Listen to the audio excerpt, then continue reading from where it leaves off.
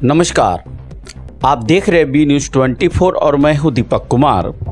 जैसा कि आप सभी जानते हैं, इस समय भारतवर्ष में ज्ञानवापी और श्रृंगार गौरी जो मंदिर है उसका एक बहुत ज्वलंत मुद्दा है।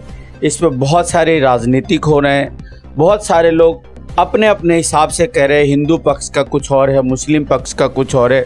उसी में जो AIM के एक नेता है जो ओवैसी, वो भी कह रहे हैं कि ये जो अधिकारों का हनन हो रहा है। जब एक बार 1991 में स्टे ऑर्डर आ गया, उसके बाद फिर क्यों दिया गया, कोर्ट ने कैसे ऑर्डर कर दिया, तो बहुत सारी बातें हैं और बहुत सारा इसमें पेच है। तो आज मैं उन्हीं सभी बातों को लेकर के सुप्रीम कोर्ट के AOR advocate BV Singh ji हैं, मैं उनके पास आया हूँ इस बातों को समझने के लिए। जो कानूनी पेच क्या है, कौन लोग सही कह रहे हैं, कौन गलत कह रहे हैं और हकीकत क्या है, तो इसी सब बातों को लेकर आज मैं एडवोकेट जो BV सिंह से मैं रूबरू हो रहा हूं और आप लोगों को भी मैं अपने चैनल के माध्यम से इस बात की जानकारी दूंगा कि ये कानूनी असल में ये रियलिटी क्या है। तो चलिए मैं BV सिंह जी से बात करता हूं। सर, आपका मेरे चैनल में सर स्वागत है। जी नमस्कार सर, ये बताएं कि अभी जो आप देख रहे होंगे कि वैसे तो आप तो एडवोकेट है, आप लोगों से तो कुछ छुपा हुआ रहता नहीं है,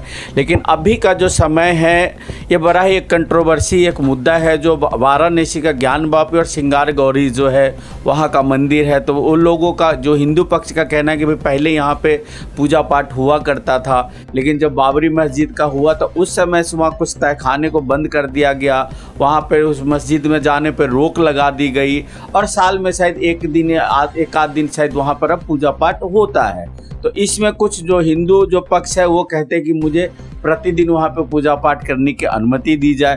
कोर्ट ने वहाँ पर वीडियो मतलब ग्राफिक का ऑर्डर दिया, सर्वे का ऑर्डर दिया, जिसमें मुस्लिम पक्ष कह रहे हैं कि ये हमारे कानून मतलब अधिकारों का हनन हो रहा है। और वो जो एक आपका जो एक उपासना एक्ट है 1991 1991 एक्ट का वो हवाला दे रहे हैं। तो सर, इस पे आप बता सकते हैं कि ये रियलिटी में है क्या 1991, और जो अभी जो ऑर्डर हुआ है तो क्या किसी का अधिकारों का हनन किया जा रहा है क्या?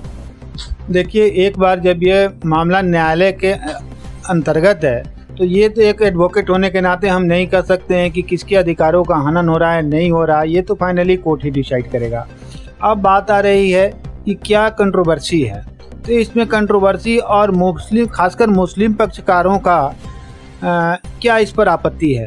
तो इसमें जो जैसा कि मैंने इलाहाबाद हाई कोर्ट द्वारा, ऑनरेबल इलाहाबाद हाई कोर्ट द्वारा पास किया हुआ ऑर्डर भी मैंने देखा, और एक दो दिन पहले, ये कल की बात है, फ्राइडे को माननीय सुप्रीम कोर्ट ने भी इलाहाबाद हाई कोर्ट के दिए गए फैसले के खिलाफ में मुस्लिम पक्षकारों की याचिका को स्वीकार कर ली है और इसके लिए एक विशेष बेंच माननीय न्यायाधीश न्यायमूर्ति चंद्रचूड़ साहब के बेंच में रिफ़र कर दिया है। लेकिन इस पर कोई स्टे देने से इनकार कर दिया, अभी कोई स्टे नहीं दिया गया है।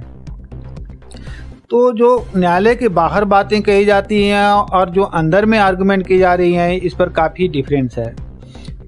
न्यायालय के बाहर जैसा कि आपने एक ओवैसी साहब का भी आपने बात कही कि उन्होंने कह रहे हैं कि ये नहीं, ये हमारे अधिकारों का हनन है, मुस्लिम पक्षकारों की बहुत ज़्यादती हो रही है, और ख़ासकर places of worship special act 1991 का उल्लंघन हो रहा है, जो उपासना एक्ट है। हाँ, उसको उपासना एक्ट, हिंदी में उपासना एक्ट बोलते हैं। Places of worship special 1919 act इसका पूरा नाम है, और यह नरसिंह राव सरकार ने पास किया था। यह जो एक्ट पास किया गया था वह अयोध्या की घटना जो हुई थी, जो बाबरी मस्जिद का या जो विवादित ढांचा के गिराए जाने के बाद में हुआ था, कहीं सरकार को भय था कि इसी स्टाइल में किसी और भी बहुत सारे जो विवादित धार्मिक स्थल हैं उनको लोग ढांचा गिरा न दें, उसको कोई क्षति न पहुंचा दे, इसलिए यह एक्ट लाया गया था। लेकिन यह एक्ट अपने आप में बहुत ही विवादित है और न्यायालय इलाहाबाद हाई कोर्ट के जजमेंट में इस एक्ट का कहीं भी रिफरेंस नहीं है, क्योंकि इसके संबंध में कोई आर्गुमेंट शायद नहीं किया गया है। और इसमें ये सर एक चीज़ मैं रोकूंगा, आप बताएं कि वहाँ इस एक्ट के बारे में आर्गूमेंट नहीं किया गया, पर ओवैसी साहब जगह जगह हर टीवी चैनल पर जाकर इस एक्ट का दुहाई दे रहे हैं, इस एक्ट की बात कह रहे हैं कि ये लोग सीधा सीधा सरकार जो है कानून का ये हनन कर रहा, अधिकारों का हनन कर रहा है। लेकिन आपने कहा कि इस एक्ट के बारे में इलाहाबाद के हाई कोर्ट के ऑर्डर में या जजमेंट में कोई जिक्र ही नहीं है।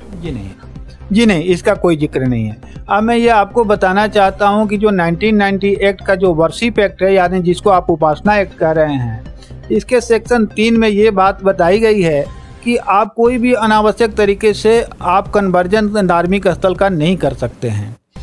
यहाँ तक कि एक धर्म विशेष के भी एक डिनोमिनेशन से दूसरे डिनोमिनेशन के जो बहुत सारे डीटी होते हैं जो कि एक तरीके से मानता है। मान लीजिए कि कुछ लोग दुर्गा मानते हैं, कुछ लोग बजरंग बली मानते हैं, कुछ लोग शैव हैं तो शिव मानते हैं, कुछ लिंगायत मानते हैं, लिंगायत अपने तरीके से मानते हैं, कुछ वैष्णव अपने तरीके से मानते हैं। तो उसमें भी आप एक दूसरे के तरीके में कन्वर्जन आप नहीं कर सकते हैं। कन्वर्जन के बीच में परिभाषा दी गई है कि कन्वर्जन मतलब कि उसमें कुछ फिजिकल आप चेंजिंग कर रहे हैं, कुछ फिजिकल उसके नेचर में चेंजिंग कर रहे हैं, अल्टरेशन कर रहे हैं, कुछ बना रहे हैं, बिगाड़ रहे हैं, तब होता है।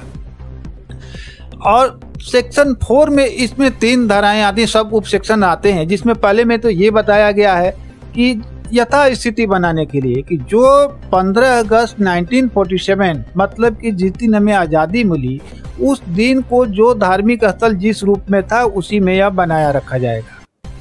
सब सेक्शन 2 उसका कहता है कि जी नहीं, अगर कोई न्यायालयों में कोई अपील, वाद इत्यादि जो पेंडिंग होंगे, सूट इत्यादि, तो उसमें यह कहता है कि इसको एबेट कर दिया जाएगा, मतलब कि समाप्त कर दिया जाएगा और उसका वही स्थिति माना जाएगा जो 15 अगस्त 1947 की स्थिति थी।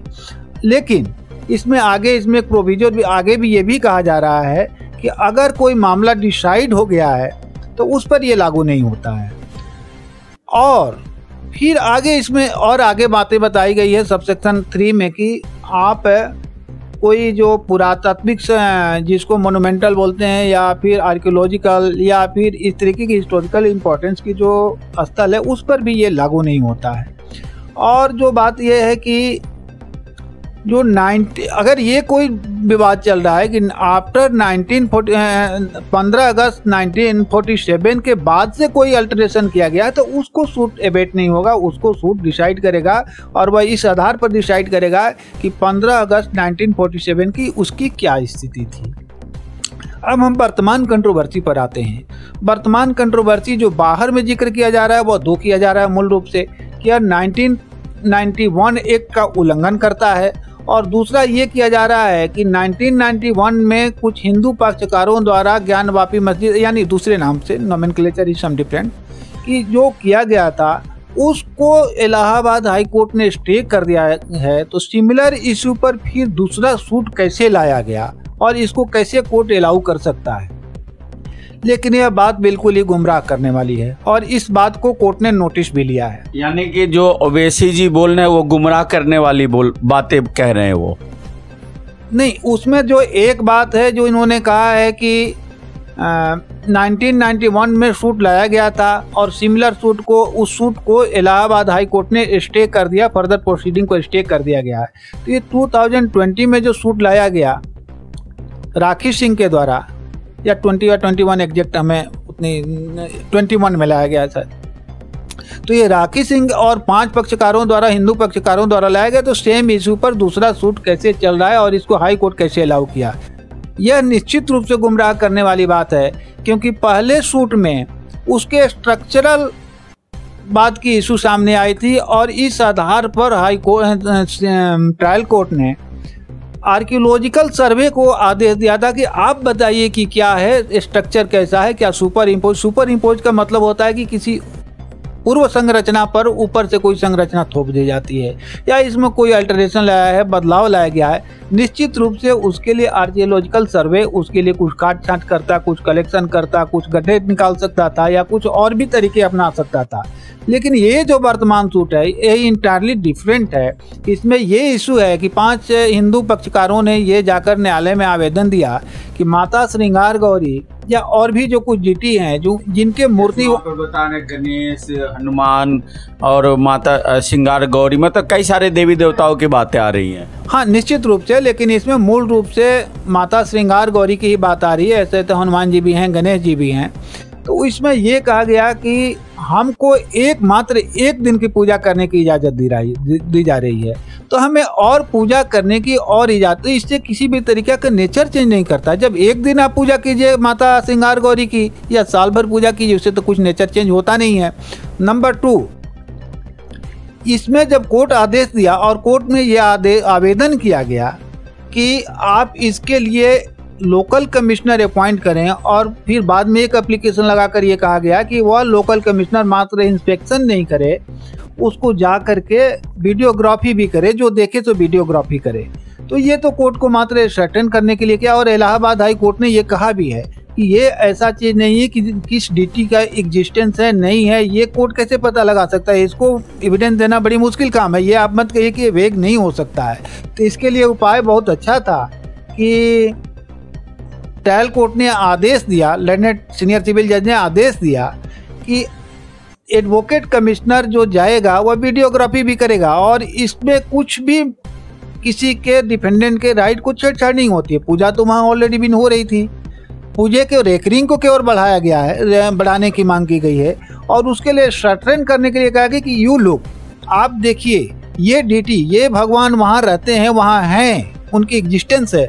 इसमें कहीं से भी ये बात तो नहीं आ रही है कि 1947 से पहले नहीं थे, या 15 अगस्त 1947 को नहीं थे, या 1947 से पहले थे अब नहीं है। ये तो बात है कि हैं, पहले भी थे, आज भी हैं, और उनको आप देख लीजिए। और हमें पूजा करने की इजाज़त भी है, लेकिन मात्र साल में एक दिन क्यों? अगर हमारे डीटी हैं तो हमें और दिन पूजा करने की इजाज़त दी जाए। तो इसमें ये एक्ट के बारे में बात करना तो बिल्कुल गुमराह करने सी बात है। और वैसे भी places of worship special act 1991 की कॉन्स्टिट्यूशनलिटी की चुनौती दी गई है, और यह चुनौती सुप्रीम कोर्ट ने एडमिट कर लिया, उस पर पक्षकारों को नोटिस किया है, और निश्चित रूप से एक बड़े बेंच द्वारा, कॉन्स्टिट्यूशन बेंच द्वारा इसका विचार किया जाएगा। तो इस स्थिति में ये कहना कि वह एक्ट बदला नहीं जा सकता। दूसरी बात, बहुत सारे एक्ट हैं जिसको पार्लियामेंट अगर समय पाती है, बहुत सारे अमेंड कोई रिपील कर देती है, यानी ख़त्म कर देती है, बहुत सारे में अमेंडमेंट करती है, बहुत सारे को हटा देती है, बहुत कुछ नए लाती है। तो ये नहीं कहा जा सकता है कि यह 1991 एक्ट का उल्लंघन करता है, लेकिन क्योंकि उसमें कुछ भी बदलाव की बात तो आती ही नहीं है। यह देखने की बात कही गई है कि देखिए कौन से डीटी हैं। ऐसा नहीं कहा जा रहा कि आप मंदिर को, आप पहले स्ट्रक्चर को उठाइए और तब देखिए कि नीचे कौन सी डीटी हैं, ऐसा कुछ भी नहीं है। ये जो ऑब्जेक्शन है वह मूल रूप से टेक्निकल आधार पर लिए जा रहे हैं। पहले तो ये कहे जा रहे हैं कि कमिश्नर का अपॉइंटमेंट जो हुआ है वह सिविल प्रक्रिया संहिता के सेक्शन 75 यानी 75 सेक्शन 75 और ऑर्डर 26 रूल 9 में किया गया है। और इसमें कोर्ट को ये पक्षकारों का कहना, मुस्लिम पक्षकारों का कहना है कि जी नहीं, इसमें तभी कमिश्नर के अपॉइंटमेंट हो सकता है जब कोर्ट एविडेंस को समझने में अक्षम रहे, वेग रहे, पूर्णता नहीं रहे, और उस परिस्थिति में इंस्पेक्शन किया जा सकता है। लेकिन यह कहना बिल्कुल गलत है, और ऑनरेबल इलाहाबाद हाई कोर्ट ने इस बात को एड्रेस भी किया है और स्पष्ट रूप से बताया है कि किसी भी मंदिर में कौन से देवता है ये कोर्ट कैसे देख सकता है, और उसके लिए इंस्पेक्शन ही उपाय है। और इंस्पेक्शन में आपको कोई हानि तो पहुंचाई नहीं जा रही है। जाकर वीडियोग्राफी करके कमिश्नर ले आएगा, आपको उस पर ऑब्जेक्शन डालने की अधिकार होगा, और फिर आपको रीवीडियोग्राफी भी करा सकते हैं अगर कोई गलती करता है तो। इसमें कहीं से कुछ भी 1991 एक्ट का हमारे समझ से तो उल्लंघन नहीं होता है। और जहाँ तक बात है कि पूजा और रिलीजियस राइट की और फ्रीडम ऑफ रिलीजन की, तो इसमें भी कहीं से कोई आपत्ति नहीं होनी चाहिए, क्योंकि पूजा वहाँ पर माता श्रृंगार गौरी की पूजा ऑलरेडी भी पहले से ही हो रही है। इसमें भी कोई दो मत नहीं है कि वहाँ पर भित्ति मूर्ति है, लेकिन मूर्ति है और उस मूर्ति की पूजा हो रही है। और जब इसमें ये श्रद्धालु मांग करते हैं कि नहीं, हम जब साल में एक दिन पूजा करके क्यों रहेंगे, हमें पूरे दिन साल हमें पूजा करने की अनुमति दी जाए, तो हमारे समझ से इसमें कोई भी गलत नहीं है। फिर भी ये मामला अब माननीय सर्वोच्च न्यायालय के पास चला गया है, लेकिन प्रथम दृष्टया मुख्य न्यायाधीश के बेंच में ये मैटर लगा हुआ था फ्राइडे के दिन, लेकिन इस पर कोर्ट ने कुछ अभी तत्काल इंटरफेयर करने से इनकार कर दिया। हालांकि ये मैटर रिफर कर दिया गया माननीय न्यायमूर्ति चंद्रचूड़ साहब के बेंच में, और वहां पर ये विचार किया जाएगा और उसमें बहुत से ये सारी तथ्यों को विचार करते हुए माननीय न्यायालय जो आदेश देगा, हम समझते हैं कि सभी पक्षकार मान्य होंगे। और ये बाहर में जितने भी स्टेटमेंट दिए जाते हैं, इससे ही तनाव बढ़ेगा, न कि इस लिटिगेशन से तनाव बढ़ने वाला है। तो जैसा कि अभी आपने कहा कि सर किसी का अधिकार का भी हनन नहीं हो रहा, कोई कानून भी नहीं तोड़ा दरा, जो भी है सब कानून के दायरे में, जो भी है उसके दायरे में ही हो रहा। लेकिन बाहर पे आप देख रहे हो कि अभी टीवी पे कुछ लोग आके अनाप शनाप क्या क्या बोलते हैं, तो एक तरह से इसको माहौल बिगाड़ने का कोशिश किया जा रहा है। देखिए, हमने कोर्ट के बारे में जो ऑनरेबल इलाहाबाद हाई कोर्ट ने क्या फैसला किया है, ट्रायल कोर्ट ने क्या फैसला दिया है, फैसला नहीं दिया, बीच में ये आदेश हैं, तो इन आदेश के बारे में चर्चा किया और ये भी चर्चा किया कि माननीय सर्वोच्च न्यायालय में मैटर विचाराधीन है, और या फिर 1991 एक्ट की कॉन्स्टिट्यूशनलिटी भी विचाराधीन है। तो इस पर मैंने कहा बाहर में क्या हो रहा है, एक अधिवक्ता होने के नाते मैं इस पर बहुत ज़्यादा कमेंट करना पसंद नहीं करूँगा, लेकिन ये बात ज़रूर है जो न्यायालय में बात चल रही हैं, जो न्यायालय में जो इशू उठाए जा रहे हैं, बाहर में कभी कभी उसे बिल्कुल प्रतिकूल, जिससे कोई लेना देना नहीं, उन बातों को उठाया जा रहा है। हमारे समय से उन बातों से लोगों को बचना चाहिए और मीडिया हाउसेस को भी अपनी जिम्मेदारी को समझनी चाहिए और उन अनाप शनाप बातों से अलग होना चाहिए, अनावश्यक डिबेट से बचना चाहिए, अन्यथा निश्चित रूप से टेंशन कॉज कर समाज में तनाव कारित कर सकता है। लेकिन जो अभी तक जो इशू आए हैं उसमें किसी भी पक्ष की कोई हानि की बात नहीं है, क्योंकि पूजा तो वहाँ माता श्रृंगार गौरी की ऑलरेडी भी होती है, साल में एक दिन की इजाज़त है, लेकिन पूजा होती है, मूर्ति वहाँ है, इसमें कोई दो मत नहीं है। तो उसमें कोई मांगने वाला मांगता है कि हमें कुछ और दिन पूजा करने की इजाज़त दीजिए, और उसको वीडियोग्राफी करके कोर्ट देख ले कि हाँ वहाँ मूर्ति है, तो इसमें बहुत कुछ, इसमें किसी भी पक्ष को कोई हानि नहीं हो रहा है। तो ये अभी आपने जो सुना, जो सुप्रीम कोर्ट के AOR एडवोकेट बीबी सिंह साहब थे, ये इनसे आपने सारा कानूनी जो दावपेच था, जो श्रृंगार गौरी की जो श्रृंगार गौरी जो वहाँ वाराणसी और ज्ञानवापी जो मस्जिद का जो अभी एक जो मुद्दा उठा, विवादित मुद्दा, इसको बनाया जा रहा है, इसको बाबरी मस्जिद से जोड़ के देखा जा रहा है, लेकिन ऐसा इस तरह का कुछ भी नहीं है, ये हमारे कुछ लोगों का ये षड्यंत्र है। तो जैसा कि अभी वकील साहब ने कहा कि जो माननीय जो हमारा कोर्ट है, उनके जो बातों का हम लोगों को सम्मान करना चाहिए, उनसे हट करके हमें कोई भी टीवी डिबेट में, कोई बहस में नहीं पड़ना चाहिए, जो कि हमारा देश का माहौल ख़राब हो, हमारा सौहार्द ख़राब हो, एक दूसरे में एक हमारा गलत एक भावना पैदा हो। तो ये आपने सुना कि यहाँ जो भी हो रहा वो कानून के दायरे में हो रहा, और जो भी कोर्ट का फैसला आएगा वो सही फैसला आएगा, क्योंकि कोर्ट की कोई जाति, संप्रदाय या धर्म को नहीं देखता है, वो संविधान के तहत चलता है, वो कानून के तहत चलता है। और ये जो हमारे जो एडवोकेट जो थे बीबी सिंह साहब है, अगर आप भारत के किसी भी कोने में रह रहे हो, अगर आपको किसी तरह का कोई कानूनी सलाह चाहिए, इनसे कोई मशवरा चाहिए, इनसे कोई मदद चाहिए, तो आप इनसे संपर्क कर सकते हैं। मैं आपका इनका नंबर जो है अभी मैं अपने दर्शकों को मैं बता देता तो सर हमारे दर्शकों को प्लीज़ आप अपना नंबर बता दें, अपना ईमेल बता दें, अगर कोई आपसे संपर्क करना चाहे, और किस किस तरह का केस में आपसे संपर्क लोग कर सकते हैं सर। देखिए, जहाँ तक आपने हमारा संपर्क नंबर पूछा, तो हमारा संपर्क नंबर गूगल पर डालने, विपिन बिहारी सिंह एडवोकेट दिल्ली डालने से भी आता है। और संजोग की बात है कि सुप्रीम कोर्ट में एक ही Vipin Bihari Singh advocate on record हैं, इसलिए वहाँ से भी मेरा सारा डिटेल्स लिया जा सकता है। सुप्रीम कोर्ट के ऑफिशियल साइट पर मेरा सारा डिटेल अवेलेबल है।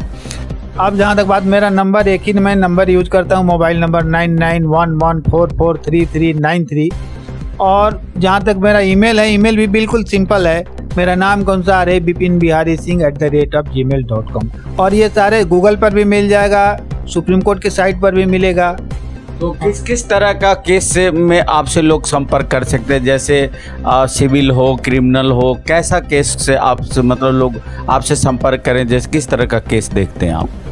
देखिए, यहाँ पर चूंकि supreme court advocate on record हैं, तो जनरली जो केसेस आते हैं मिक्स टाइप ऑफ केसेस आते हैं, खासकर जो महानगरों से आते हैं, तो कुछ एक ही केस में सिविल भी रहता है, क्रिमिनल भी रहता है, और मैट्रिमोनियल केसेस अभी बहुत ज़्यादा हो रहे हैं। हर लगभग महानगरों में, खासकर देहातियों की स्थिति तो फिर भी ठीक है, लेकिन महानगरों में मैं देखता हूं कि लगभग हर 2 घर छोड़ करके एक घर में होता है, माने 1/3 तो लिटिगेशन मैट्रिमोनियल चल रहा है। तो इसलिए ये कहना, पारिवारिक जो संबंध जो आजकल खराब हो रहे हैं, तलाक का मतलब नतीजे आ जा रहे हैं, बहुत सारी घर की बातें कोर्ट तक पहुंच रही, इसके लेकर के कह रहे हैं आप?